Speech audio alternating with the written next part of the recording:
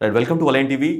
గత 3-4 సంవత్సరాలుగా చాలా గట్టిగా వినిపిస్తున్న పేరు పర్టిక్యులర్‌గా సూర్యాపేట జిల్లాలో, ఉమ్మడి నల్గొండ జిల్లాలో బాగా ఎక్కువగా వినిపిస్తున్న పేరు వట్టే జానయ్య యాదవ్. ప్రస్తుతం ఆయన టీఆర్ఎస్ పార్టీ తెలంగాణ రాజ్యాధికార పార్టీలో ఉన్నారు. టీఆర్‌పీ పార్టీలో ఉన్నారు. సో, ఆయన అసలేంటి అంటే ఆయన మీద రకరకాల అలిగేషన్స్ ఉన్నాయి. ఆయన నయా నయం అని కొంతమంది పేరు కూడా పెట్టారు దారుణంగా. అంటే సెటిల్‌మెంట్‌లు చేస్తారని ఇంకొక యాస్పెక్టు. అసలు జీరో నుంచి ఆల్మోస్ట్ చాలా కొన్ని వందల కోట్లు సంపాదించారని ఇంకొక అలిగేషను. ఇందులో అసలు ఎంతవరకు వాస్తవం ఉంది? జగదీష్ రెడ్డి మాజీ మంత్రి జగదీష్ రెడ్డితో ఆయనకున్న కాన్‌ఫ్లిక్ట్ ఏంటి? బీసీలకి ఆయన ఏం చేయదలుచుకున్నారు? బీసీ రిజర్వేషన్‌లు కావచ్చు, బీసీ స్టాండ్ ఎందుకు అంత బలంగా తీసుకున్నారు? అలా అంశాలపై మాట్లాడేందుకు మనతో పాటుగా వట్టే జానయ్య యాదవ్ గారు ఉన్నారు. ఆయనతో మాట్లాడదాం. నమస్తే సార్. నమస్తే బ్రదర్. రైట్. ఎక్కడ మీరు ముందు ఎక్కడ మొదలైంది అసలు మీ ప్రస్థానం ఎక్కడ మొదలైంది? మీ పుట్టుక కావచ్చు, మీ జర్నీ కావచ్చు. తెలంగాణ రాష్ట్ర సమితి. తెలంగాణ రాష్ట్రంలో ఉన్నటువంటి రైతాంగానికి, విద్యార్థులకు, ఇక్కడ ఉన్నటువంటి ప్రజలందరికీ కేసీఆర్ గారు ఒక పిలుపునివ్వడం జరిగింది. నీళ్లు, నిధులు, నియామకాలు. డిగ్రీ ఫైనల్ ఇయర్ ఫీజు కట్టలేక డిగ్రీ ఫైనల్ ఇయర్లో క్లోజ్ చేసుకున్నటువంటి కుటుంబం నుంచి వచ్చినటువంటి వ్యక్తిని. నిధులు లేక ఈ ప్రాంతం బీడు భూములుగా మారి మరి ఇక్కడ ఉన్నటువంటి పల్లెలన్నీ కూడా ఆగమ్య గోచరంగా ఉన్నటువంటి సందర్భం. అంటే ఉన్న నియామకాలన్నీ కూడా ఉమ్మడి తెలంగాణ, ఉమ్మడి ఆంధ్రప్రదేశ్లో మరి పరిపాలన అంతా కూడా ఆంధ్ర వాళ్ళ చేతిలో ఉన్నటువంటి సందర్భం. కాబట్టి ఇక్కడ ఉన్నటువంటి నిధులన్నీ కూడా ఆంధ్రాకు తరలిస్తున్నటువంటి వైనం. నియామకాలు కూడా ఎక్కువగా ఆంధ్రాకు పోతున్నటువంటి సందర్భం. వీటన్నిటి మీద కేసీఆర్ గారు ఏదైతే మన రాష్ట్రం మనకు వస్తే, మన నీళ్లు మనకు వస్తే, మన నియామకాలు మనకు ఉంటాయి, మన నిధులు మనకు ఉండటంతో తెలంగాణ బాగుపడుతుందని ఒక మాట చెప్పడంతో నేను డిగ్రీ డిస్కంటిన్యూ చేసినటువంటి వ్యక్తిగా తెలంగాణ ఉద్యమంలో పనిచేయడం జరిగింది. ఉద్యమంలో ఎటువంటి స్ట్రగుల్స్ ఫేస్ చేశారు? కేసులు కానీ అలాంటివి? జైలు పోయిన చరిత్ర కూడా ఈ రాష్ట్రంలో ఎవరి మీద లేనన్ని కేసులు, అంటే అంత పెద్ద ఎత్తున పెట్టి దాదాపు 20-25 రోజులు జైల్లో ఉంచినటువంటి సందర్భం తెలంగాణ మూమెంట్లో, తెలంగాణ రాష్ట్రం రాకముందు. అంటే ఈ ప్రాంతం బాగుపడాలంటే తెలంగాణ రాష్ట్రం వస్తే బాగుపడుతుంది అనేటటువంటి ఒక ఆశతోని పనిచేసినటువంటి స్థితి నుంచి వచ్చినాం. కానీ వచ్చిన తెలంగాణ రాష్ట్రంలో 10 సంవత్సరాల అధికారం వాళ్ళ చేతిలో పెడితే వాళ్ళు ధనిక రాష్ట్రంగా ఉన్నటువంటి తెలంగాణ రాష్ట్రాన్ని దరిద్ర రాష్ట్రంగా మార్చి నిధులన్నీ అభివృద్ధి పేరుతోనే అభివృద్ధి ముసుగులో దోపిడీ చేసి తెలంగాణ రాష్ట్ర సమితిలో మంత్రి స్థాయి నుండి మొదలు పెడితే ముఖ్యమంత్రి తన అనుచర గణం మాత్రమే అభివృద్ధి చెందినటువంటి పరిస్థితి. ఎక్కడ కూడా బంగారు తెలంగాణ కాలే. వాళ్ళ కుటుంబాలలో మాత్రం బంగారు తెలంగాణ. ఒక నియంతృత్వ పాలన మరి మూడోసారికి మళ్ళీ కేసీఆర్ కనుక వస్తే ఈ రాష్ట్రం ఒక నియంతగా మారేటటువంటి పరిస్థితి కనిపించడంతో నేను ఆ పార్టీని వ్యతిరేకించి బయటికి వెళ్దాం అనుకున్న క్రమంలో ఇక అందులో ఉన్నటువంటి జగదీష్ రెడ్డి చేసిన కుట్రలని కూడా ఇప్పుడు నువ్వు అన్నావు నయం అనేది, అంటే ఒక నయం అడ్డం పెట్టుకొని దోపిడీ చేసినటువంటి వ్యక్తి మమ్మల్ని నయంగా చిత్రీకరించడం, నయం అడ్డం పెట్టుకొని వాళ్ళకి ఎదురైతారు అనుకున్నటువంటి వాళ్ళందరినీ హత్య చేసి మళ్ళీ మమ్మల్నే అందులో భాగస్వాములుగా ఉండేటట్టు చేసి అనేక రకాల కుట్రలు. అంటే అధికారం ఇక్కడ ఉన్నటువంటి వర్గాలందరూ కలిసి వాళ్ళకి అధికారం ఇస్తే అధికారాన్ని అడ్డం పెట్టి వాళ్ళకి ఎవరు ఎదురు లేకుండా చేసుకోవడం కోసం వాళ్ళు చేసిన కుట్రలలో భాగమే మరి నన్ను ఇన్ని పేర్లతోనే సంబోధించి నన్ను కూడా ఈ సమాజానికి దూరం చేస్తే మాకు ఎదురుండదు అనేటటువంటి స్టేజ్కి వాళ్ళు పోయినటువంటి సందర్భం. జగదీష్ రెడ్డి కలిసిన 3 సందర్భాలు కూడా 6,000 లోపు మెజారిటీ. ఆ 3 సందర్భాల్లో ఆ గెలుపులో మీ పాత్ర ఉందని ఒక టాక్ ఉంది. నిజమేనా అసలు అది? అది ఆయనను అడగండి, ఆయన అంతరాత్మ మీద చేసుకుని చెప్పండి. ఒక దశలో ఓడిపోయిన అనుకున్న సందర్భంలో రాత్రికి రాత్రే సరే మేము ఏంది అంటే మేము అనుకున్నటువంటి మా ప్రజలకు మేలు జరగాలంటే ఈయన మళ్ళీ గెలిస్తే మళ్ళీ మంత్రి అవుతాడు, ముఖ్యమంత్రి తర్వాత ముఖ్యమంత్రిగా ఉంటాడు, కాబట్టి మా పేద ప్రజలకు ఏదో జరుగుతుంది అనేటటువంటి కసితోనే మరి ఆయన ఎప్పుడు కూడా 2,000 దాటలే. ఆయన గెలుపు కూడా కాదు, అక్కడున్న పరిస్థితిని బట్టి. అయినా అంటే దుర్మార్గమైనటువంటి అంటే డబ్బు మీద అతి వ్యామోహం. ఇక ప్రజాస్వామ్యంలో అంటే నాకు ఎదురు ఎవరు ఉండొద్దు, అంటే అందరూ బానిసలుగానే ఉండాలి, అంటే అంతో ఇంతో చాకచక్యంగా తెలివిగా ఉన్నటువంటి వాళ్ళందరినీ కూడా డమ్మీలు చేసి డమ్మీలందరినీ పక్కన పెట్టుకొని వాళ్ళు ఒక పెద్ద వ్యక్తులుగా, అంటే వాళ్ళు ఒక పెద్ద తెలివైన వ్యక్తులు అంటే సమాజానికి పరిచయం చేయటం.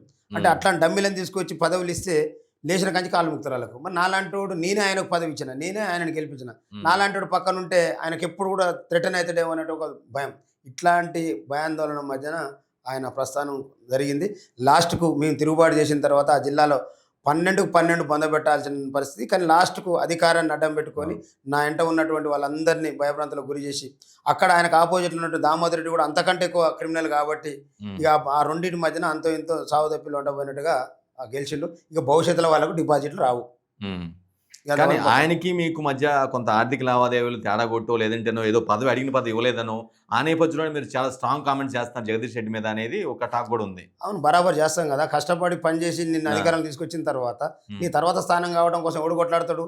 నిజాయితీగా నీ కోసం పనిచేసినోడు మాత్రమే కొట్లాడతాడు. ఉమ్, నీకాడ బిచ్చం వాడు అడుగుతాడు, శాతగానుడు బిచ్చం అడుగుతాడు. నేను బిచ్చం అడిగే పరిస్థితి లేను. నీ కోసం నేను కొట్లాడి నువ్వు ఓడిపోతున్నావు అని భయపడి ఇంట్లో పండుకుంటే నువ్వు గెలుస్తున్నావు అని లెక్కలు చెప్పిన వ్యక్తిని నేను. ఉమ్, కాబట్టి బరాబరు అడుగుతా. ఆ ధైర్యం మాకుంది. పని చేసినాం అంటే తెలంగాణ ఉద్యమంలోకి వచ్చినాం అంటేనే ఎవరు 2 రోజులల్లా ప్రజలు మమ్మల్ని చూస్తే నవ్వేది.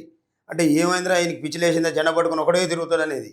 కానీ ఉమ్, లాస్ట్కి వచ్చేసరికి అందరూ కూడా ఆ జెండా మెడలేసుకోవాల్సిన కాడికి వచ్చారు. ఉమ్, అంటే ఒక విజన్తో మేము పనిచేసినాం కాబట్టి బరాబర్ అడుగుతాం. కానీ వాళ్ళు ఏంటంటే పౌరాల చేతులకు వచ్చిన తర్వాత మూర్ఖంగా ఇలా చూస్తున్నాం కేసీఆర్ కుటుంబం అండ్ ఫ్యామిలీ అంటే భగవంతుడు ఉండు భయ్. వీళ్ళు ఎన్ని అనుకున్నా అన్ని చేతికి వచ్చిన తర్వాత రాజశేఖర రెడ్డి అసలు తిరుమల తిరుపతి దేవస్థానం గురించి మాట్లాడితే ఏమైపోయిందో చూసినాం. ఉమ్, కేసీఆర్ కూడా ఇక లేడు, ఎవరు లేడు, నేనే కుక్కకి ఇచ్చినా నక్కకి ఇచ్చినా బీఫం గెలిపిస్తారు అనుకుండు ఉమ్, తీసుకుపోయి పాతాళలోకం పడేశారు. ఉమ్. అందుకని అతి ఎవరు చేసినా వాళ్ళే అనుభవించాలి. గతంలో తర్వాత అనుభవించేది. 2029 ఎన్నికలు బీఆర్ఎస్ రాదంటారా? మీకు అనిపించట్లేదా? వ్యతిరేకత ఉందని బాగా ఏదో చెప్తూ ఉన్నారు. నేనేమంటున్నాం అంటే పిల్లిని కూడా 4 గోడల మధ్యన వేస్తే ఉమ్, ఎగిరి పీకలు అందుకుంటుంది. ఇక్కడ బీసీల పరిస్థితి వల్ల 4 గోడల మధ్యనేసి ఈ పార్టీ కాకపోతే ఆ పార్టీ, ఆ పార్టీ కాకపోతే ఈ పార్టీ, ఇద్దరు దోబుచులాడుకుంటా బీసీ వాదాన్ని అణచివేసేటటువంటి కుట్ర జరుగుతూ ఉంది. ఉమ్. కాబట్టి మా బీసీ సమాజం అంతా ఇది గమనిస్తూ ఉంది. అంచివేసే కుట్ర ఏదో చెప్పండి మీరు. అంటే మీకు ఏ ప్రాస్పెక్ట్లో అనిపించింది? ఇవాళ మేము ఏమంటున్నాం అంటే ఈ రాష్ట్రంలో అవినీతి జరిగిందని రేవంత్ రెడ్డి పొద్దున్న లేసే మొత్తుకుండు. ఆ, లక్షల కోట్లు దోపిడీ చేశారని చెప్పారు. లక్షల కోట్లు దోపిడీ చేసినటువంటి ఏ ఒక్క కుటుంబం అయినా ఈరోజు శిక్షించబడిందా? ఓకే. ఇవాళ ఒక బీసీలుగా మేము బయటికి వెళ్ళి మాట్లాడుతూ ఉంటే మా మీద ఈ కుట్రలు జరుగుతూ ఉన్నాయి, మా మీద ఈ అణచివేతలు జరుగుతూ ఉన్నాయి. అంటే ఏంది ఇది? ఇవాళ కాంగ్రెస్ పార్టీలో బీఆర్ఎస్ మీద ఉన్నటువంటి వ్యతిరేకతతోని ఆల్టర్నేటివ్ రేవంత్ రెడ్డి గారు అనేటటువంటి ఆలోచనతో కాంగ్రెస్ పార్టీ కొట్టేసింది. ఇవాళ కాంగ్రెస్ పార్టీలో ఉన్నటువంటి బీసీలని ఏ రకంగా అణచివేస్తూ ఉండరు, ఎస్సీ ఎస్టీలను ఏ రకంగా అణచివేస్తూ ఉండి సమాజం అంతా చూస్తూ ఉంది.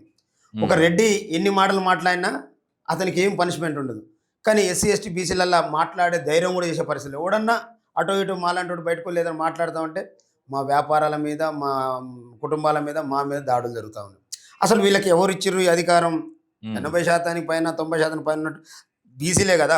అంటే ఇప్పటి వరకు 70-80 ఏళ్ళు కావస్తున్నప్పటికి కూడా మేము ఇంతమంది ఉన్నాం, మా వాటా మాకు కావాలనేటటువంటి ఆలోచన కూడా లేకుండా ఈయన కాకపోతే ఆయనకు, ఆయన కాకపోతే ఈయనకు అధికారం ఇచ్చుకుంటా వాళ్ళంట తిరుగుతూ ఉన్నాం.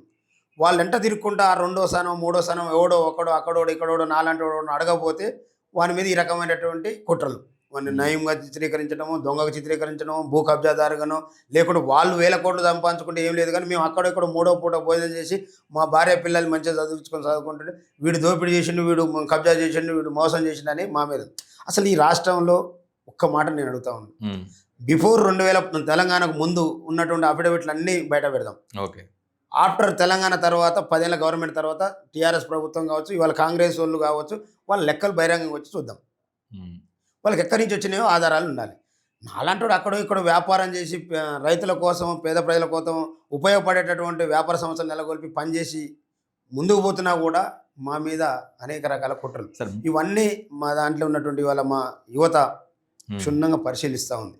వాళ్ళు ఎందుకు బీసీ అంటున్నాం అంటే ఈ పార్టీతో ప్రయాణం చేసినా, ఆ పార్టీతో ప్రయాణం, ఏ పార్టీతో ప్రయాణం చేసినా మేము వాళ్ళకు ప్రయోజనం కలిగే విధంగా ఉంటే తప్ప మాకు ప్రయోజనం చేకూరేటటువంటి అవకాశాల కోసం ఏమైనా అడిగితే మా పైన ఈ రకమైనటువంటి అణచివేత. జనాభా పరంగా మీరు నిజంగా మీరు అన్నట్టుగానే ఎక్కువ మంది ఉన్నారు. మీకు దాని తగ్గట్టు తమాషా ప్రకారం మీకు రాజ్యాధికారం కావాలని మీ డిమాండ్. కానీ ఎక్కడ మీరు లాస్ అవుతున్నారు? ఆ స్టాండ్ని అందుకోలేకపోతున్నారు. ఎక్కడ అవుతుంది? మీకు ఐక్యత ఎక్కడ లోపించిందంటే? అంటే ఐక్యత అని కాదు, మేము బాబాసాహెబ్ అంబేద్కర్ గారు ఓటు విలువ అంబానీకి, ఆదానికి, అందులో పనిచేసే అటెండర్కి సమానమైన ఓటు విలువను ఇచ్చారు. అంత గొప్ప అవకాశం ఇచ్చినప్పటికి కూడా నేటి వరకు మా ఓట్లన్నీ కూడా ఈ ఏదైతే 1, 2, 3 మళ్ళీ అందులో కూడా ఓవరాల్గా ఏం లేరు. అగ్రవర్ణాల్లో కూడా అధికారం అందుకున్నట్టు 1, 2, 3% మాత్రం. మళ్ళీ అందులో కూడా మిగతా వాళ్ళకి ఎవరికి అవకాశాలు అంటే వాళ్ళు కూడా బాధపడుతూనే ఉన్నారు. అందుకున్నటువంటి వాళ్ళు దాన్ని వారసత్వంగా కంటిన్యూషన్ చేసుకుంటూ అయ్యే తర్వాత కొడుకు, కొడుకు తర్వాత మనవడు, మనవడి తర్వాత మనవరాలు, ఈ కంటిన్యూషన్ వాళ్ళదే తప్పితే తర్వాత ఆ ఫ్యామిలీలో పక్కన లేదు, ఈ ఫ్యామిలీలో పక్కన లేదు. కానీ వాళ్ళ అధికారం అందుకున్న నేటి వరకు 80 ఏళ్ళు అవుతున్నప్పుడు కూడా వాళ్ళకు ఓట్లు వేసేటటువంటి వాళ్ళు మాత్రం బిచ్చగాలుగానే ఉన్నారు. దీనికి గల కారణాలని ఈ మధ్య కాలంలో వచ్చినటువంటి మా ఎస్సీ ఎస్టీ బీసీ మైనార్టీలో ఉన్నటువంటి యువత కొంచెం ఆలోచన చేసే పరిస్థితిలో ఉంది. మరి అలాంటి పరిస్థితిని మేము ఇప్పుడిప్పుడు కాస్త చక్కబెట్టుకునే ప్రయత్నంలో రాగానే మళ్ళీ వీళ్ళ అణచివేతలు. హ్మ్. అంటే మేము ఎంతసేపటికి వాళ్ళ కింద పాలించబడేటటువంటి వాళ్ళగా ఉండాలి కానీ మేము పాలకులుగా తయారవుతామంటే తట్టుకునే పరిస్థితి లేదు. లేకనే ఇవాళ బీసీల మీద అణచివేత, మీరు అన్నట్టు నయం, లేకపోతే జానయ్య లాంటి వాడికి 100 కోట్లు ఎక్కడ అంటే ఆ! వాళ్ళకు 1000 కోట్లు, లక్షల కోట్లు ఉండొచ్చు.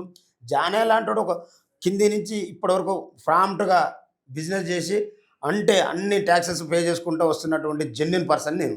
హ్మ్. వీళ్ళకి ట్యాక్స్ లేదు, ఏం లేదు. బినామీల పేరు మీద ఈంచి సంపాదించుకపోయి తీసుకుపోయి అక్కడన దుబాయ్‌లో లేకపోతే ఇంకో కాడనో బ్లాక్ చేసుకొని వస్తారు. కనీసం వీళ్ళు సంపాదించినటువంటి సొమ్ము ఇక్కడ కనీసం ప్రజలకు కూడా ట్రాన్స్‌ఫర్ కాకుండా. వట్టే జానయ్య యాదవ్ గురించి నేను విన్నదేంటంటే, ఆయన చాలా రూటెడ్, చాలా గ్రౌండెడ్. వాళ్ళు చాలా పూర్ ఫ్యామిలీ. కానీ ఇప్పుడు మాత్రం కట్ చేస్తే 100 కోట్లు సంపాదించారు అనే వాదన బలంగా విన్నాను. సో, మీ అపోనెంట్లు కావచ్చు, బయట నేను విన్నది కావచ్చు. ఎలా సాధ్యపడింది అలా? అంటే ఈ దేశంలో కావచ్చు, ఈ రాష్ట్రంలో కావచ్చు, అత్యంత ఉన్నతమైనటువంటి స్థానాలను చేరుకున్నటువంటి వాళ్ళ చరిత్ర హ్మ్. పరిశీలిస్తే నాకు వాళ్ళకి చాలా దగ్గర పోలికలుంటాయి. అంటే మానవునితోని ఏది సాధ్యం కాదు హ్మ్. అనేదాన్ని ఎవరైతే నమ్ముతారో, మానవుడు తలుచుకుంటే అసాధ్యం కానిది అన్నీ సుసాధ్యం చేయగలుగుతాం అనే నమ్మకం ఉంటూ అందులో ఉన్నటువంటి వ్యక్తి నేను. హ్మ్. నేను కింది నుంచి వచ్చినటువంటి ప్రతి చోట ఒక అనుభవంగా తీసుకొని ఎందుకు నేను ఆడికి పోకూడదు. హ్మ్. ఒక వార్డు మెంబర్‌గా పోటీ చేయటానికి అనర్హుని అనుకున్నటువంటి కాడి నుంచి వచ్చిన నేను, హ్మ్. ఇవాళ ఒక్కసారి వార్డు మెంబర్ అవకాశం వస్తే హ్మ్. ఈ రాష్ట్రంలో నాకున్న చరిత్ర ఎవరికి లేదు. ఈవెన్ ఇప్పుడున్న ముఖ్యమంత్రి లేదు, పోయిన ముఖ్యమంత్రులు ఇంకెవరికి లేదు. ఎవరైనా వస్తే నేరుగా ఎమ్మెల్యేలైన, మంత్రులైన, ముఖ్యమంత్రులైన. ఓకే. కానీ నేను వార్డు మెంబర్ నుంచి వార్డు మెంబరు, సర్పంచి, మళ్ళీ సర్పంచి, MPTC, MPP, పీఎస్ఏఎస్ director, PSA chairman, single window chairman, DCMA chairman, municipal councillor, హ్మ్. ఒకే కుటుంబంతోని పోటీ పడుకుంటా వరుసగా ఓటమి లేకుండా గెలుచుకుంటూ వచ్చినటువంటి చరిత్ర నాది. హ్మ్. ఇది సాధ్యం ఎట్లయిందో అదే విధంగా ఆర్థికపరమైనటువంటి దాని మీద కూడా నేను నాతో ఉన్నటువంటి 10 మంది బాగుండాలంటే ఏదో ఒక వ్యాపారాన్ని ప్రారంభించాలి. హ్మ్. అందుబాటులో ఉన్నటువంటి వ్యాపారం అనేది రియల్ ఎస్టేట్ వ్యాపారం. రియల్ ఎస్టేట్ వ్యాపారం ఏంది? మన మీద ఉన్నటువంటి నమ్మకాన్ని బట్టి మన దగ్గరికి ఎవరైనా వచ్చి కొనడం గానీ, అమ్మడం గానీ జరుగుతది. ఆ నమ్మకాన్ని వాళ్ళ ముందు నిలబెట్టుకోగలిగిన కాబట్టి నీలాంటి వాళ్ళకి ఒక ప్లాట్ కావాలనే అవసరం వస్తే జానన్న కాడికి పోతే కరెక్ట్ ఉంటుంది రా, కొన్నాం మళ్ళీ ఏదైనా ఇబ్బంది లేకుండా ఉంటే మంచిగా ఉంటుంది, మంచి రేటుకే అంటే నేను ఎంతమందికి ప్లాట్లు అమ్మించినా నేను చూసినా కానీ వచ్చిన మామూలుగా ఏముంటుంది వ్యాపారంలో ఎవడన్నా వస్తే దొరికిండ్ర నాయన బకరాగాడు అని చెప్పి కథం పడిస్తారు ఒకని. వాడు ఇలా కాకపోతే రేపు తెలుసుకుంటాడు, అరే జానన్న కాడికి పోతే బుద్ధిపాటు దిగిరా బాబు నన్ను చీట్ చేసిందని నువ్వు 100 మంది చెప్తావు. అదే జానన్న కాడికి వస్తే పక్కోని కంటే ఒక 10 రూపాయలు తక్కువ ఇప్పించినప్పుడు నువ్వేమంటావు, అరే జానన్న కాడికి పోతే మంచిగా ఉంటుందిరా, అందరికంటే ఒక రూపాయి తక్కువ ఇస్తారా అని చెప్తావు. అట్లా నా బిజినెస్. రియల్ ఎస్టేట్ ముసుగులో సెటిల్మెంట్లు చేశారనే వ్యక్తులకి మీరు జానయ్య గారి సమాధానం ఏంటి? అంటే నేనేమంటున్నానంటే శాతగానోడు ఏం చెప్తాడంటే సెటిల్మెంట్లో అంటాడు, ఇంకోటి అంటాడు. వాని శాత కాలేదు, నేను చేస్తున్నటువంటి పనిని చూసి తట్టుకోలేడు హ్మ్. కాబట్టి ఏదో ఒక నిందేయాలి. కాబట్టి అట్లాంటి గురించి మనం మాట్లాడుకోవాల్సిన, ఒకవేళ నేను అదే ఉంటే ఇవాళ రేపు ఒక ఈసం అటు పోయినా ఇటు పోయినా అన్నదమ్ములో ఓర్చుకోరు. హ్మ్. వానికాడ ఈయనకాడ గుంజుకుర్రు అంటే నేనేమనుకోలే. నేను ఎమ్మెల్యేనో, మంత్రినో, ముఖ్యమంత్రి దగ్గర ఉన్నో లేకపోతే ఆ మంత్రివర్గంలో నాకు స్థానం ఉంటే నేను చేసిన అనుకో. నేను ఒక సామాన్యమైనటువంటి కుటుంబం నుంచి వచ్చిన వ్యక్తిని. అవును. ఏ ఒక్క సామాన్యుని కూడా ఇబ్బంది కలగకుండానే ముందుకొచ్చిన కాబట్టి ఇవాళ నా ఎంట ఈ పార్టీ, ఆ పార్టీ, అధికార పార్టీ అన్ని పార్టీలు ఎంటబడి తరిమినా నా బలగం నన్ను విడిచి వదిలిపెట్టిపోవట్లేదంటే ఇలా ఆయన చెప్తున్నాం ఈయన చెప్తున్నాం కాదు కదా. నాతోని జర్నీ చేసినటువంటి వాళ్ళకు వాస్తవమైందో అవాస్తవమైందో తెలుస్తుంది. జానయ్య గారి ఆస్తులు ఏంటి చెప్పండి? అడిగితే ఏం చెప్తారు? ఇవాళ నేను ఏమంటున్నంటే హ్మ్. ఈ రాష్ట్రంలో అనేక మంది జీరో నుంచి వచ్చినటువంటి అవును. వ్యక్తులు, అవును. కానీ ఏ ఒక్క వ్యక్తి గురించి కూడా చర్చ లేదు. హ్మ్. కానీ జానయ్య ఆస్తుల గురించి చర్చ చేస్తున్నారు అంటేనే జానయ్య అంటే ఏదో ఒక రకమైనటువంటి భయం వాళ్ళలో ఉంది. నేను ఇంకోటి ఏం చెప్తున్నా, నా ఆస్తుల గురించి కానీ నా సంపాదన గురించి కానీ నేను ఎవ్రీ ఇయర్ నేను సబ్మిట్ చేసుకుంటాను. IT submit. నాకు ఎక్కడి నుంచి వచ్చింది, ఎక్కడి నుంచి పోయింది. అమాంతంగా రాత్రికి రాత్రి వచ్చినాడు కానీ రాత్రి పోయినాడు కానీ నేను ఒక ₹1,00,000 పెట్టి భూమి కొంటే ఇవాళ ₹1,00,00,000 అయిందండి.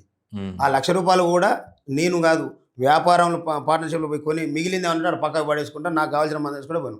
ఇవాళ నేను వ్యాపారం మొదలుపెట్టిన రోజులు ఎకరం ₹1,00,000 ఉన్న కాడ ఇవాళ ఎకరం 1, 2 కోట్లు, 3 కోట్లు అయింది. హ్మ్.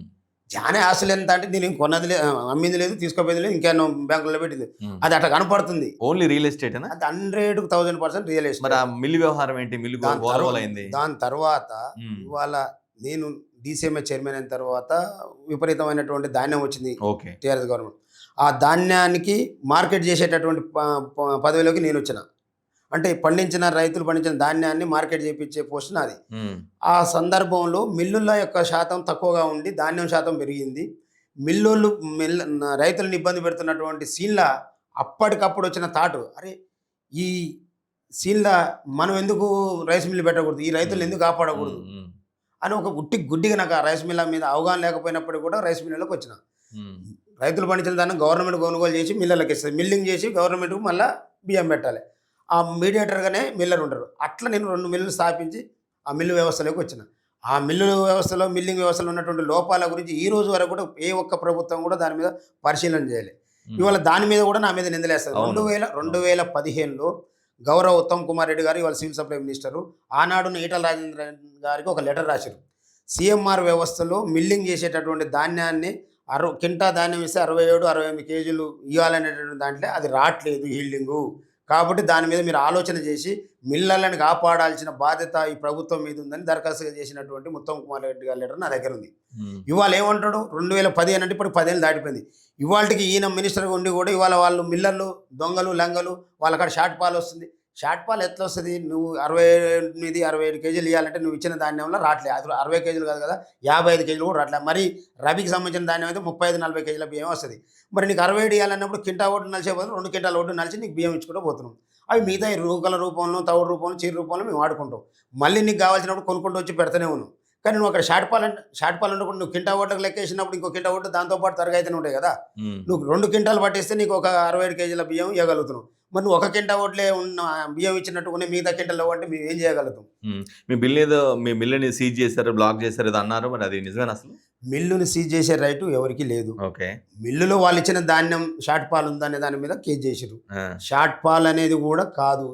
అంటే ఈ ప్రభుత్వం కనీసం మా మిల్లర్ల గొంతుని వినేటటువంటి పరిస్థితి లేదు. గౌరవ ముఖ్యమంత్రి గారికి, గౌరవ మంత్రి గారికి నేను అప్పీల్ చేసిన, మీరు ఒక్కసారి అంటే రైస్ మిల్లర్లను భయభ్రాంతులకు గురి చేసి ఆ భయాందోళనలో రైస్ మిల్లర్లు బయటికి రానటువంటి ఇది ఇటనే కొనసాగితే భవిష్యత్తులో ఈ ప్రభుత్వాలకు నష్టం జరుగుతుంది, ఈ రైతాంగానికి నష్టం జరుగుతుంది.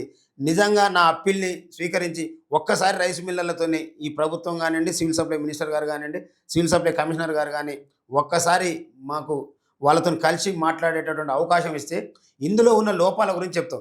ఎంతసేపటికి మిల్లర్లు దొంగ దొంగ అంటారు. నేను ఒకటే చెప్తానండి, కింటా ఒడ్లు నలిస్తే 67 కేజీలు రావు అనేది ఇది జగమెరిగిన సత్యం.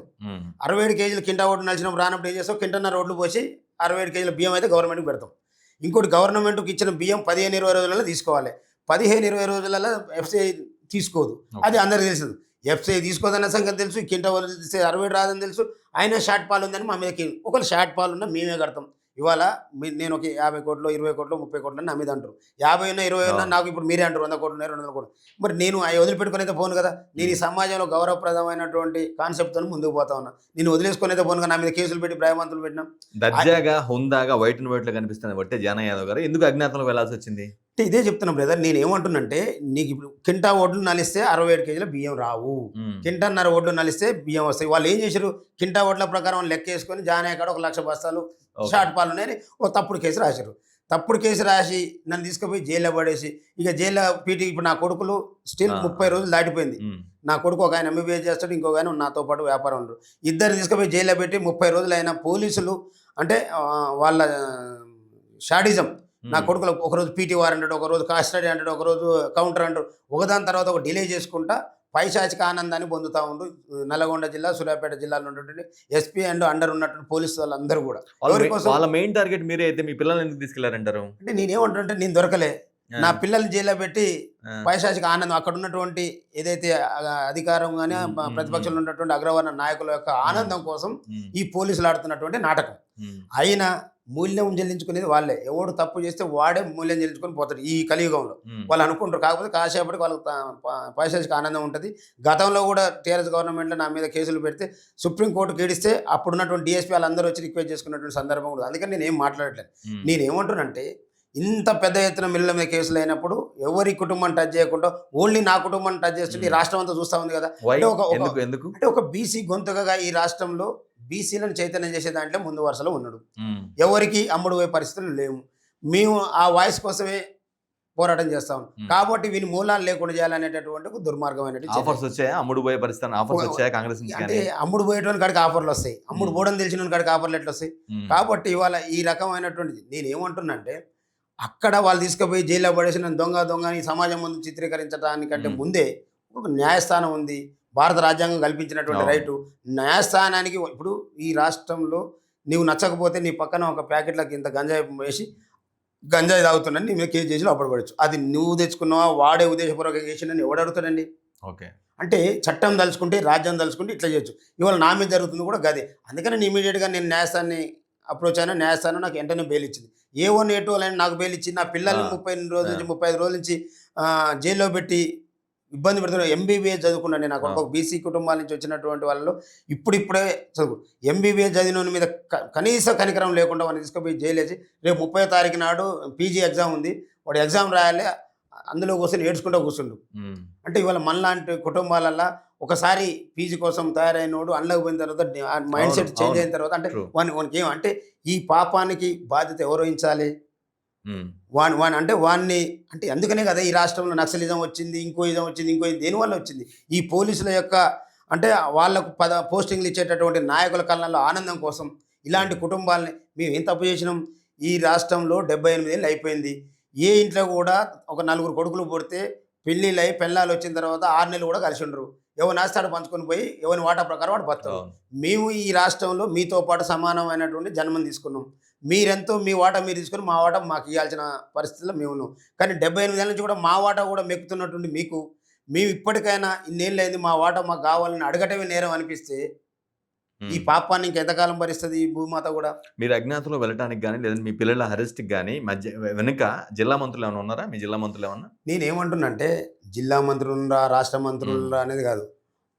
నా మీద ఏ ఒక్క వ్యాపారవేత్త మీద లేనటువంటి నిర్బంధము హ్మ్. ఇవాళ నా కుటుంబం మీద, నా పిల్లల మీద జరుగుతా ఉందంటే దాని వెనక ఎవరుంటారనేది సమాజానికి అర్థం కావాలి. నేనేం చెప్పను. నా నోటితో నేనేం చెప్తా? హ్మ్. నేను చేసిన తప్పు ఇప్పటికి కూడా చెప్తా ఉన్నా. నేను నా మిల్లు పరంగా ఒక్క రూపాయి బాకీ ఉన్నా కట్టడానికి రెడీ. కానీ ఒక్కసారి ప్రభుత్వం మాతో చర్చలు చేయాలి. హ్మ్. ఇవాళ లేదంటే ఈ సమాజం మొత్తం వింటా ఉంది. కింటా వడ్లకు 67 కేజీలు, 68 కేజీలు బియ్యం రావు అనేటటువంటిది నేను నిరూపించడానికి సిద్ధంగా ఉన్నా. ఇప్పుడు ఆ షార్ట్ ఫాల్‌ని ఎవరు భరించాలి? మా హ్మ్. పానం ఎంత మేము మిల్లింగ్ నడుపుకొని కరెంట్ బిల్లు కట్టాలి, లేబర్‌కి ఇయ్యాలి, పేమెంట్‌లు ఆ! దిగుమతికి, ఎగుమతికి, ఉన్నోనికి, లేనోనికి అన్ని రకాలయి మన నెత్తిన ఉంటాయి. నువ్వు ఇయాల ప్రతి కింటాకు 5 కేజీలు, 10 కేజీలు బియ్యం షార్ట్ ఫాల్ వస్తుంటే, ఆ బియ్యం అన్నీ మా నెత్తినేసుకుంటా మాతోని చర్చలు చేయకుండా మీరు మళ్ళా ఒడ్లు రాగానే ఇష్టం లేకుండా డిఫాల్టర్ అయిన మిల్లులో కూడా ఒడ్లు తీసుకొచ్చి ఇచ్చిపోయారు. నెల హ్మ్. రోజుల క్రితమే నువ్వు తీసుకొచ్చి మా కెపాసిటీకి మించి ఒడ్లు ఆడ ఏసిపోయిర్రు అందరి మిల్లులల్ల. ఇవాళ మీరు ఆడ ఏసిపోయేది మీ ఇష్టం. ఏసినప్పుడు నువ్వు గవర్నమెంట్‌కి పెట్టేటప్పుడు ఎఫెక్టివ్ నార్మ్స్ ఉంటాయి. మాకు రైతు కాంచి ఇచ్చేటప్పుడు ఏముండవు. ఎందుకంటే రైతుని చూస్తే బాధపడాల్సిన పరిస్థితి. వర్షం వస్తుంటే తడిసినా తెస్తాడు. ఆరకున్నా, ఆరినా, మేచలున్నా లేకుండా తీసుకొచ్చి పోయి ఇవన్నీ భరించేది మేము. ప్రభుత్వం అంటే ప్రతి చివరి గింజ కొంటా అంటది. ప్రభుత్వం చివరి గింజ వరకు కొనేది ఏం లేదండి. ప్రభుత్వంలో ఉండి మాటలు చెప్తారు. తీసుకుపోయి మిల్లల కాడ పడేస్తారు. ఇవాళ మిల్లలని దొంగలుగా చిత్రీకరించుకుంటూ అటువైపుగా వీళ్ళకి కావాల్సినటువంటి లావాదేవీలు చేసుకునే క్రమంలో ఈ ప్రభుత్వం ఉన్నది.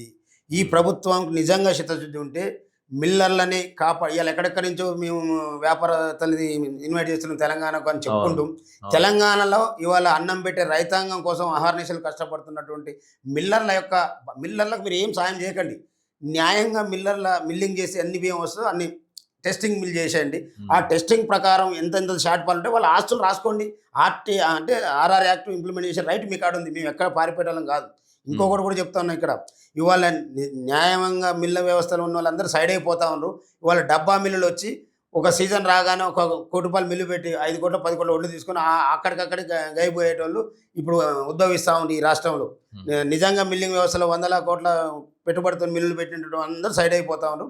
ఏమైనా డబ్బా మిల్లులు వస్తా ఉన్నాయి. ఇక డబ్బా మిల్లుల పరిస్థితి వచ్చిన తర్వాత మాత్రమే ఇదంతా చూపించి దీన్ని ఆదాని, అంబానీలకు ఇంకోరకు అంటగట్టడానికి చేస్తున్నటువంటి కుట్రలో భాగం తప్పితే నిజంగా ఈ ప్రభుత్వానికి రైతుల మీద గానియండి, ఈ వ్యాపార వర్గాల మీద గాని ఏమాత్రం ఆ ప్రభుత్వానికి కూడా లేదా? గత 10 ఏళ్ల ఏ ప్రభుత్వానికి కూడా? ప్రభుత్వం ఆ ప్రభుత్వం చేతులు దులుపుకోవడం కోసం ఇష్టం వచ్చినట్టు ఆ ప్రభుత్వం రైతు మిల్లుల మీద వడ్లేసిపోయింది.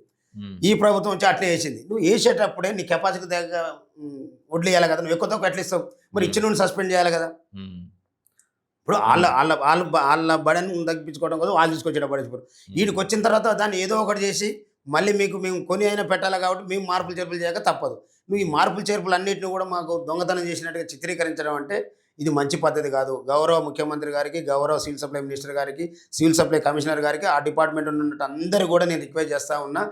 ఈ మిల్లర్లతోని తక్షణమే మీరు ఒక సమావేశాన్ని ఏర్పాటు చేయండి, నేను వాళ్ళందరి పక్షాన బాధ్యత తీసుకుంటా, నిజంగా మేమేమైనా బాకీ తేలితే మా ప్రాపర్టీస్ మీరు మా మీద చూపించేటటువంటి షార్ట్ ఫాల్ కంటే కూడా మా ఆస్తుల విలువ ఎక్కువే, మీరు అవన్నీ తీసుకున్న తర్వాతనే మాకు ఇద్దరు. కానీ ఈ మిల్లర్ల యొక్క వ్యవస్థని, రైతుల వ్యవస్థని కాపాడాల్సినటువంటి ప్రభుత్వం ఉన్నటువంటి బాధ్యులైనటువంటి మీరు మాతో చర్చలు చేయకపోతే ఇంకెంత నష్టం జరిగేటటువంటి పరిస్థితి ఉన్నది.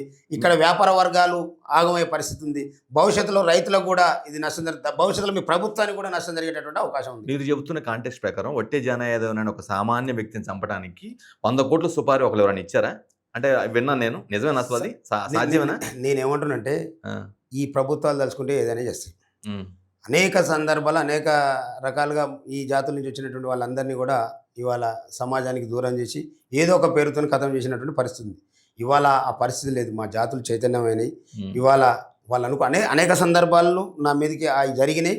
వాటిల్లో ఆటంతటా వాళ్ళే పట్టుబడరు, ప్రభుత్వానికి దొరికిరు. అప్పుడున్నటువంటి ప్రభుత్వంలో ఉన్న పాలకులందరూ కూడా వాళ్ళకి శిక్షించామని చెప్పారు.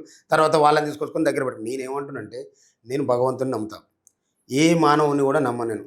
నాకు భగవంతుడు నడిపించేటటువంటి బిడ్డగా నా ప్రయాణం జరుగుతూ ఉంది. నువ్వు చెప్పినట్టుగా 0 నుంచి ఇవాళ ఈ దానికి వచ్చినావు అంటే భగవంతుని బ్లెస్సింగ్స్ ఉంటే వస్తుంది తప్ప ఆయన మానవుడిని నమ్ముకుంటున్నాం కాదు అది. ఎందుకంటే మనం నమ్మిన నాయకులే నన్ను ఏ రకంగా అణచివేయాలని కుట్ర చేశారు, అది కూడా నువ్వే చెప్పినావు. కాబట్టి నేను వాళ్ళు 100 కోట్లు పెట్టి అనుకున్నా, 200 కోట్లు అనుకున్నా, అక్కడ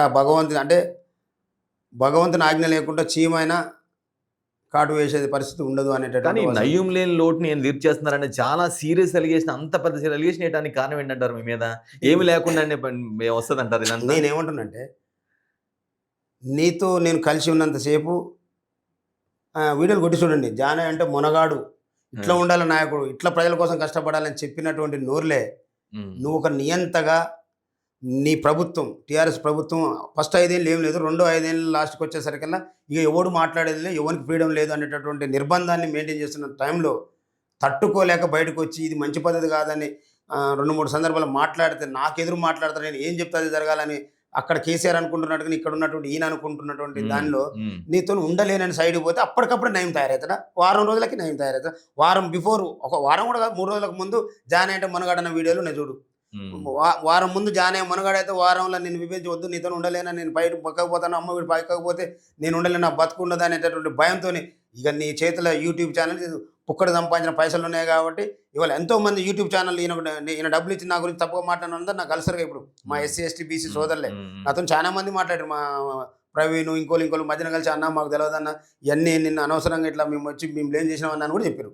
యూట్యూబర్లు కడుపులో మంట, వాళ్ళకున్న పరిస్థితి ఆర్థికపరమైనటువంటి ఇబ్బందులతోని తప్పదు, వాడు ఇంత అంత ప్యాకేజ్ ఇస్తే మనం వచ్చినా చేసి ఇవాళ ఈ రాష్ట్రంలో యూట్యూబర్ల పరిస్థితి ఏంది? ఎవరికన్నా ఒకరికాడ ప్యాకేజ్ మాట్లాడుకొని పొద్దున్న లేసి ఆయనకు డబ్బాలు కొట్టడం. అసలు మీడియా అనేది ఒకప్పుడు ఏదైనా ఒక సమస్య మీద న్యాయమైనటువంటి అంశం మీద ప్రశ్నించేటటువంటి గొంతుకలో ఉన్నటువంటి మీడియా ఇవాళ ఎడిపోయింది. ఎవడు ప్యాకేజ్ ఇస్తే వాని వైపుగా పోయి వానికి డబ్బా కొట్టే పని ఉంది తప్ప ఇంకేమైనా ఉందా? కాబట్టి నయం అని రాసినా ఇంకోటని రాసినా దాని వెనక ఏముంటుంది అనే దాని మీద నీకు తెలుసు, నాకు తెలుసు. కాబట్టి రాసినోనికి రాపించినోనికి అయితే వాస్తవం తెలుసు, తప్పు ఒప్పు ఏమున్నా నా అంతరాత్మకు తెలుసు. ఎందుకు అంత అపోజ్ ఎందుకు చేశారు మిమ్మల్ని ఆయన జగదీష్ రెడ్డి గారు? లేదు మీరు కూడా ఆయన అంత అపోజ్ ఎందుకు చేస్తున్నారు? మీ ఇద్దరి మధ్య బాగానే ఉన్నాయి టర్మ్స్ కొన్ని సంవత్సరాల పాటు, ఎందుకు అంత స్ట్రాంగ్గా డి అంటే డి అంటున్నారు? ఇప్పుడు వెంకటేష్, నేను ఒక లక్ష్యంతో తెలంగాణ జెండా పట్టుకొని వచ్చినాం. అంటే నీళ్ళు నిధులు నియామకాలు అంటే ఉద్యోగాలు వస్తాయి అనుకున్నాం, నిధులు వస్తే ఊళ్ళు బాగుపడతాయి అనుకున్నాం. ఇవన్నీ కూడా ఆ నుంచి వీడికి వచ్చేదాకా ఒక జిల్లాకు ఒకే ఒక్క పర్సన్, ఉమ్మడి జిల్లాలో ఆయన తప్ప ఇంకోడనుండా. ఇక ఆయన కూర్చోవాలి, ఎమ్మంటే లేవాలి. ఇది ఎక్కడిదబ్బా? దీన్ని కనీసం మాట్లాడే పరిస్థితులు, ఎమ్మెల్యేలు మాట్లాడేది లేదు, ఎంపీలు మాట్లాడేది లేదు, చైర్మన్లు మాట్లాడేది లేదు, రాజ్యసభ మాట్లాడేది లేదు. ఇక కింద ఈయనకు నచ్చిన కుక్కని తీసుకొచ్చిన, నక్కని తీసుకొచ్చిన, అప్పటిదాన్ని కష్టపడిన పక్కకు పెట్టి ఏమిటి పనికిరానని తీసుకొచ్చి మన ముందర పెట్టి నేను గెలిపారంటే గెలిపించిన వాడు హీరో అనరంటే హీరో. ఏమంటాము? మాకు ఒక అంతరాత్మ ఉంది కదా, ఆయనే ఏమిటి పనికిరానోడు. ఆయనకి ఏంటంటే తెలంగాణ అది గాలి రాకముందు వార్డు మెంబర్ కూడా గెలవలే. ఇవాళ గాలి వచ్చిన తర్వాత మంత్రి కాగానే ఇక అందరినీ అంటే కొద్ది గొప్ప తెలివితేటలు అందరినీ తొక్కిపడేసి నేను చెప్పినట్టు చేయాలంటే ఇట్లయితే మిగతా వాళ్ళతో పోల్చుకుంటే ఆయనది చాలా తక్కువ మెజారిటీ, 3 సందర్భాలు కూడా చాలా తక్కువ మెజారిటీ. నేనండి నేను ఏమంటున్నానంటే ఇప్పుడు ఆయన కానీ ఇంకో కానీ ఇండిపెండెంట్గా పోటీ చేసి నా లెక్క డిపాజిట్ కాదుగా 1000 ఓట్లు వేయించుకోమను. ఇంకోటి వీళ్ళందరూ కూడా చెప్తున్నా, మీరు కాంగ్రెస్ పార్టీ, BRS, BJP బీఫామ్లు పక్కకు పెట్టి అందరం కలిసి ఇండివిజువల్గా పోటీ చేద్దాం. ఒక్కరికి డిపాజిట్ వచ్చినా నేను రాజకీయ సన్యాసం తీసుకుంటా. ఇప్పుడు నాకు మా జిల్లాలో ఉన్నటువంటి నాయకత్వం నా గురించి మాట్లాడేటువంటి ఆయన గురించి కాదు, నువ్వు అడిగేట ఆయన గురించి కాదు. నా వైపుగా ఏ పార్టీ బ్యాక్గ్రౌండ్, ఎందుకంటే ఇవాళ మా ప్రజలందరం 80-90% ప్రజలందరం బీఫామ్లకు అలవాటు పడిపోయినాం. అంటే తినంగా వేప కూడా తీయగది. అంటే మేము వేసి మనం బీఫామ్లకే వేయాలనేమో, ఈ పార్టీ కాకపోతే ఆ పార్టీకి కాదు, ఈ పార్టీకే వేయాలనేమో అనే ధోరణిలో మా వాళ్ళు ఉండరు. ఇప్పుడే రియలైజ్ అవుతాను. ఇట్లా అలవాటు చేసి ఆ బీఫామ్ని కొనుక్కొని వచ్చి వీళ్ళు పోటీ చేసి గెలుచుకుంటే మేము మనగాలం అంటారు. మా మందుల స్వామిలు గారు ఉండరు, బీఫామ్ తీసుకుండు ఒకటే తనకు 50,000 మేడతలు వెళ్ళలేదా? నేనేమంటానంటే మీరు బీఫామ్ లేకుండా వచ్చి పోటీ చేద్దాం రండి. అందుకనే ప్రజలు చైతన్యవంతం అవుతా ఉండరు. మీ అణిచివేతలు ఇంకెంత ఎక్కువైతే అంతకంత అనుభవించాల్సి వస్తుంది. బీఆర్ఎస్లో ఉద్యమ పార్టీలో ఉన్నారు మీరు, చాలా ట్రావెల్ చేశారు, ఒక మాజీ మంత్రిని బాగా గెలిపించారు. అలాంటి వ్యక్తి బీఎస్పీకి ఎందుకు వచ్చారు? బీఎస్పీ నుంచి మళ్ళీ ఇప్పుడు తెలంగాణ రాజ్యాధిక పార్టీకి ఎందుకు రావాలి? మా లక్ష్యమే నేను ఏమంటానంటే 80-90% ఉన్నటువంటి మా బడుగు బలైన వర్గాలకు ఒక రిజర్వేషన్ ఉన్న కాడ ఎస్సీ ఎస్టీలకు తప్పితే ఎక్కడ కూడా మా వాటా మాకు రావట్లేదు. మేము వాటా అడిగితే మమ్మల్ని నువ్వు అన్నట్టుగా నయం అని అదని మా మీద ముద్రలేసి ప్రశ్నించిన ప్రతి గొంతుని ఈ సమాజానికి దూరం చేస్తూ ఉన్నారు. కాబట్టి ప్రత్యామ్నాయం మీరు ఎట్లా ఈ పార్టీలు మాకు దగ్గర తీసుకోవట్లేదు కాబట్టి ఏదో మా కోసం వచ్చిన పార్టీ అనుకుని ఒకసారి బీఎస్పీకి పోయినాం. వారు కూడా అనుకున్న ఇబ్బందులు వారు మళ్ళీ వెళ్ళిపోయారు. తర్వాత ఈయన బీసీ కోసం కొట్లాడుతుందని తిన్మార్ మళ్ళీ మాట్లాడుతూ ఈయనతో వచ్చి జర్నీ చేసినాం. మా లక్ష్యం ఏంది, ఏదో పార్టీలో ఉంటారా మళ్ళీ స్విచ్ అవుతారా ఫ్యూచర్లో? అంటే నేను ఏమంటున్నానంటే ఆర్ఎస్ ప్రవీణ్ కుమార్ గారితో జర్నీ చేద్దాం, ఆయన ఏటో వెళ్ళిపోయిండు. ఈయన కూడా ఎటో వెళ్ళిపోతే ఉంటే మేము బీసీ కోసం పనిచేసేటోళ్ళం ఇక్కడే ఉండాలి కదా. మేము ఇంకా వేరేగా ఒకవేళ వాళ్ళ స్టాండ్ ఏందో మాకు తెలియదు. మాకంటూ ఒక స్టాండ్ ఉంది. బీసీకి రాజ్యాధికారం రావాలి, బీసీలో వాటా రావాలి, మాకు అగ్రవర్ణాలతో పంచాయతీ లేదు. ఈ విషయంలో మీ ఇద్దరు స్టాండ్ సేమ్, చాలా బలంగా ఉన్నారు. ఆయన మల్లన్న గారు బలంగా ఉన్నారు, మీరు కూడా బలంగానే ఉన్నారు. మరి బలంగా ఉన్నంత కాలం ఖచ్చితంగా జర్నీ నడుస్తూనే ఉంటుంది. ఎక్కడన్నా ఎవరైనా బలహీన పడితే, నేను బలహీన పడేదైతే లేదు ఈ కాన్సెప్ట్. ఎవరన్నా బలహీన పడితే చెప్పలేము.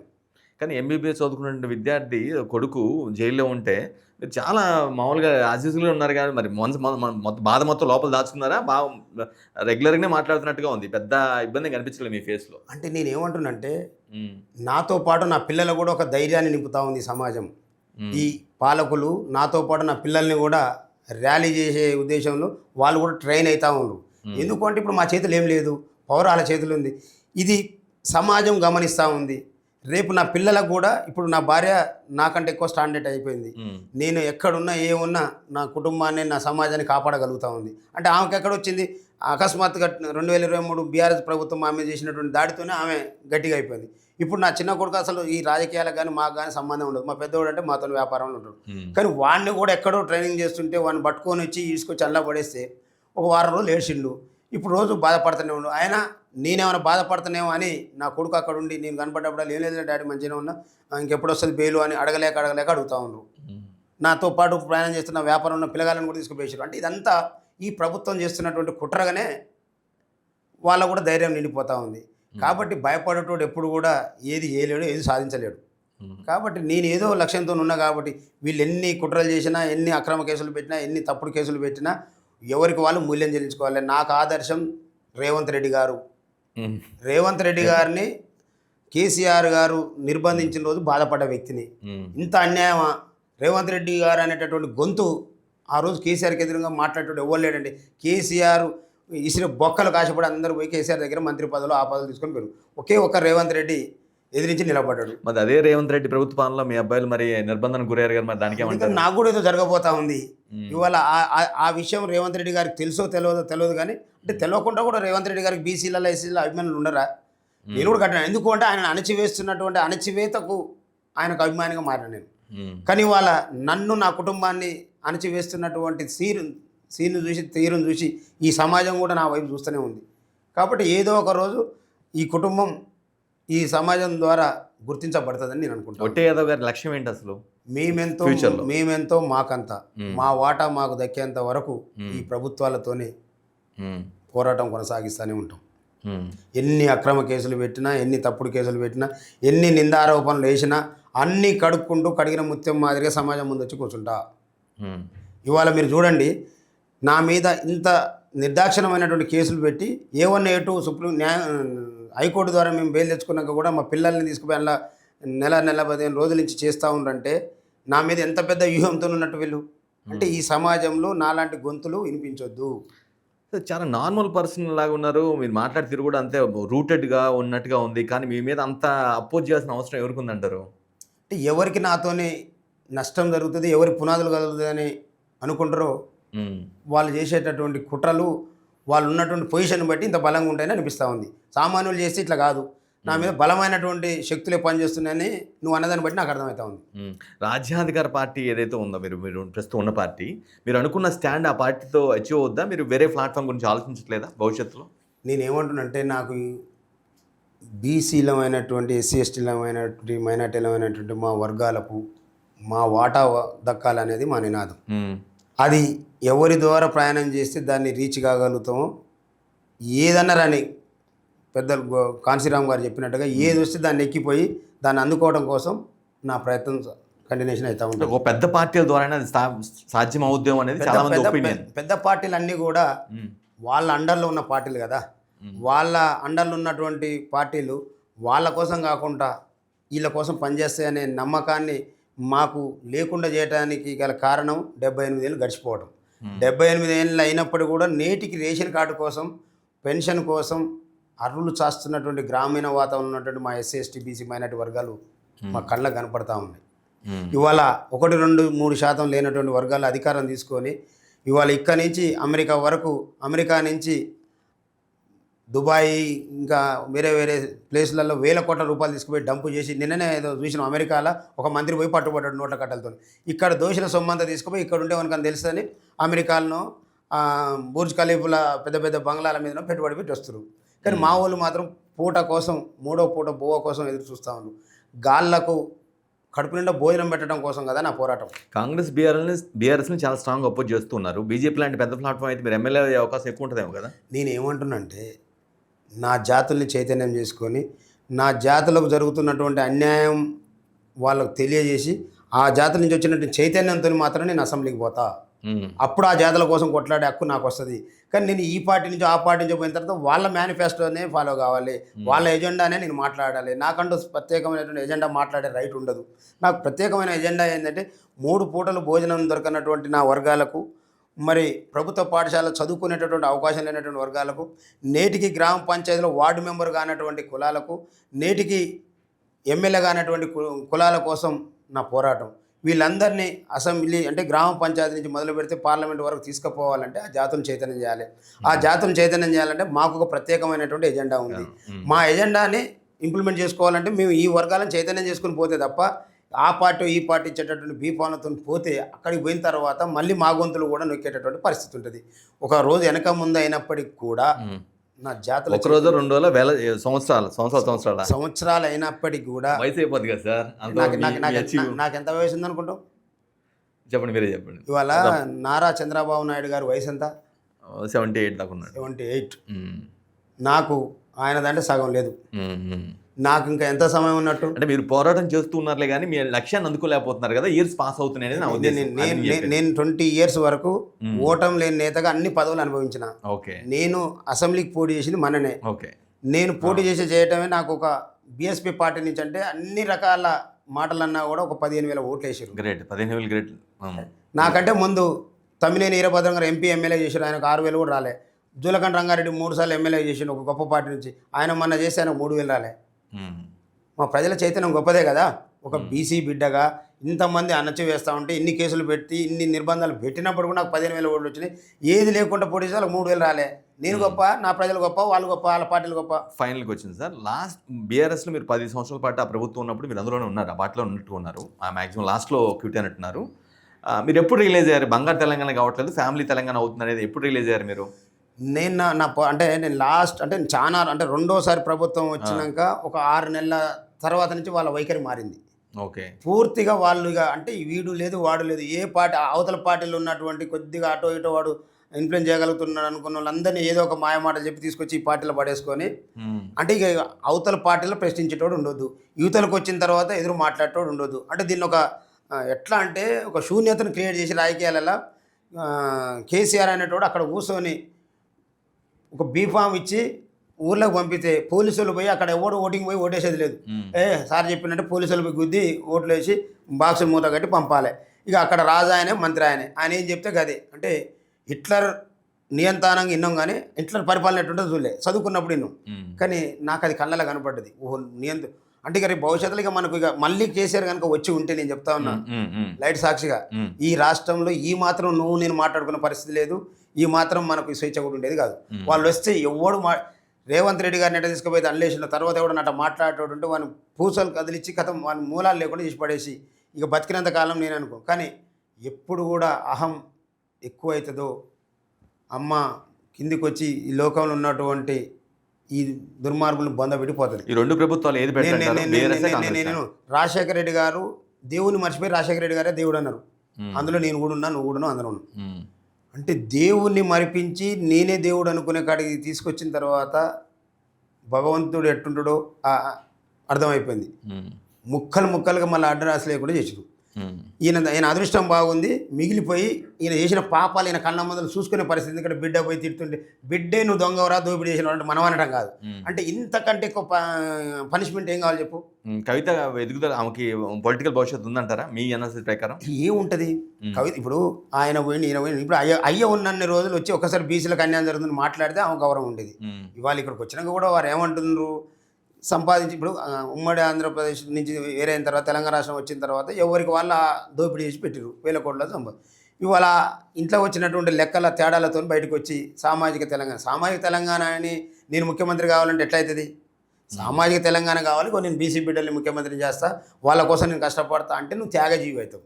నువ్వు అందులో ఉండి మళ్ళీ అయ్యబోయినా నేను కావాలి అంటే ప్రజలు ఇంకా బీసీలు అంటే ఇక నీకు ఇట్లా నీకు ఉండరమ్మా. ఎందుకంటే ఇవాళ మా బీసీలకు ఆర్థికంగా అనేక రకాల ఇబ్బందులు ఉన్నాయి. నువ్వు ఇచ్చేటటువంటి పావులు పరకతో వచ్చి నీతో తిరుగుతారు, కానీ నీకు ఓట్లు ఎవరు వేస్తారు?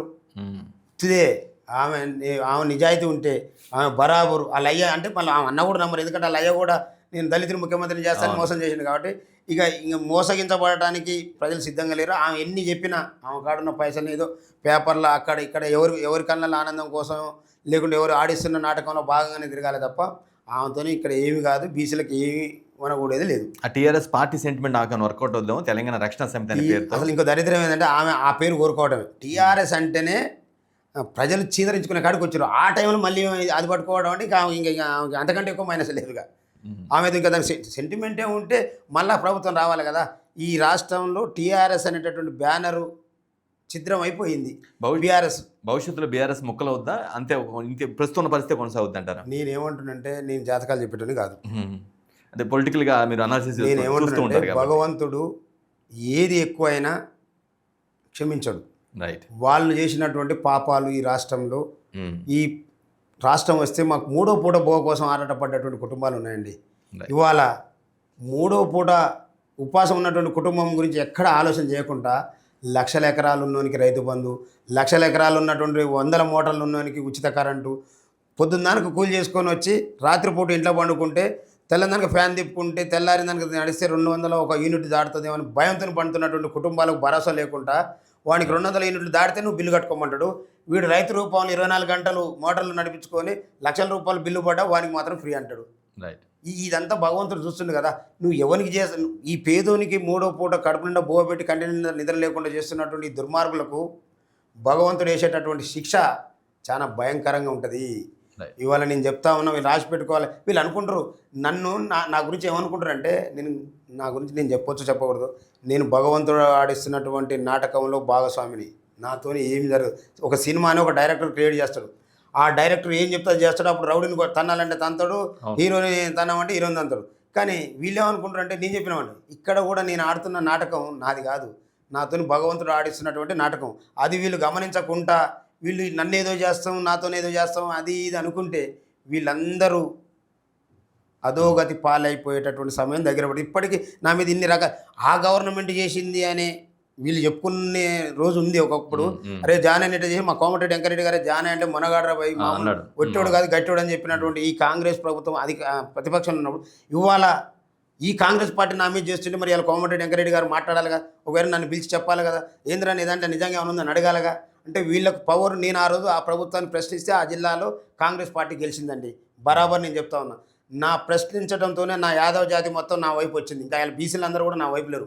ఓన్లీ యాదవ్ సమాజం నాతో రాలేని నన్ను ఇబ్బంది పెడుతుంటే వ్యతిరేకించి అక్కడ 11 స్థానాలల్లో టీఆర్ఎస్ పార్టీని బొందబెట్టి కాంగ్రెస్ పార్టీ గెలిపించి ఇవాళ అదే కాంగ్రెస్ పార్టీ జిల్లా మొత్తం నా మీద మరి ఇవాళ మీరు అంటా ఉన్నారు ఇంత నిర్బంధం జరుగుతూ ఉందని. కానీ మరి అందులో ఉన్నటువంటి ఒక మంత్రి స్థాయిలో ఉన్నటువంటి వాళ్ళు నన్ను పిలిచి అడగాలి కదా, నేను ఏం పాపం చేసినా. మీకు ఓట్లు వేస్తున్నటువంటి మా బీసీ ఎస్సీ మైనార్టీలకు జరుగుతున్న అన్యాయం మీద ప్రశ్నిస్తున్నా. నేను ప్రశ్నించే తప్పు అయితే ఇది తప్పురా బాబు అని చెప్పాలి. కానీ పవర్ మేము ఇచ్చిన పవర్ మీ చేతిలో పట్టుకొని పోలీస్ యంత్రాంగం చేతిలో పట్టుకొని నన్ను అణచివేస్తా, నా కుటుంబాన్ని తొక్కేస్తా, నలిచేస్తా అంటే ఏముంది మీ చేతులల్లా? మేమందరం తిరుగుబాటు చేస్తే టీఆర్ఎస్ని బొందబెట్టి నీకు అధికారం ఇచ్చిన, రేపు మిమ్మల్ని బొందబెట్టడం పెద్ద కష్టమా? 29లో వచ్చిందంటారా కాంగ్రెస్ 2029లో ఆ ఫీచర్స్ కనిపిస్తున్నాయి. నేను ఏమంటున్నా అంటే నేను ఏం చెప్పినా జరగదు. అక్కడ భగవంతుడు వీళ్ళు చేస్తున్నటువంటి శాస్త్రాల మీద పూర్తి సమాధానం చెప్పుకోవాల్సిన అవసరం ఉంది. మీకు ఎట్లా అధికారం వచ్చింది?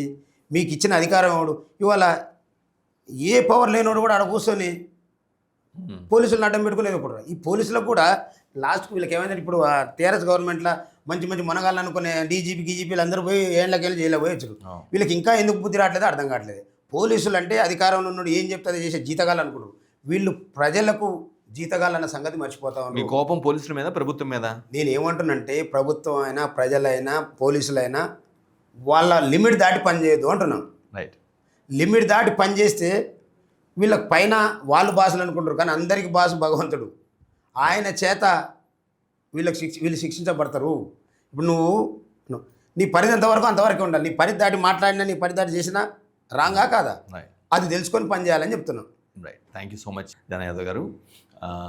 రైట్, ఇది చాలా స్పష్టంగా చెప్తున్నారు. ఆయనకి వ్యక్తిగత స్వార్థం కాదు, బీసీల స్టాండ్ ఏదైతే ఉందో బలమైన స్టాండ్ రాజ్యాధికం కావాలి. ఎందుకంటే జనాభా దామాష ప్రకారం ఎక్కువ మంది ఉన్నారు కాబట్టి దాని తగ్గట్టుగా రాజ్యాధికం దక్కాలి. నా వ్యక్తిగత స్వతంత్రం కోసం అయితే నేను ఏదో ఒక పార్టీలోకి వెళ్తానో ఎమ్మెల్యే అవుతానో అది కాదు నా లక్ష్యం. ఖచ్చితంగా ఏదైతే స్టాండ్ కోసం స్టిక్ ఉన్నానో ఆ స్టాండ్ కోసమే నా ఫైటింగ్ భవిష్యత్తులో కూడా ఉంటుంది. ఎటువంటి నిర్బంధాలు జరిగినా సరే చాలా స్ట్రాంగ్గా ఎదుర్కొంటారని చెప్తున్నారు. ఇది ఈరోజు స్పెషల్ ఇంటర్వ్యూ. మరో ఇంటర్వ్యూ మళ్ళీ కలుద్దాం. Thank you so much.